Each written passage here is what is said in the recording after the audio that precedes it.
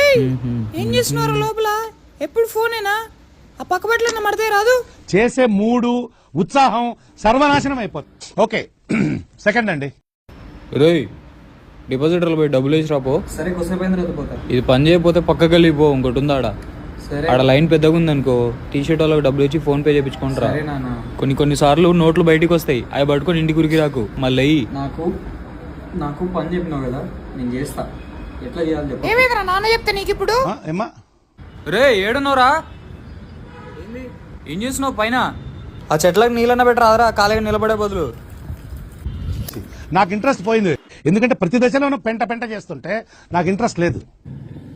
రే అది అట్లా కాదు, అట్లా ఇరిపోద్ది మెల్లగా చేయి రే, మెల్లగా. మూడ్ ఖరాబ్ అవుతుంది, దాని రిఫ్లెక్షన్ మొత్తం నా మొహంలో రిఫ్లెక్ట్ అవుతుంది.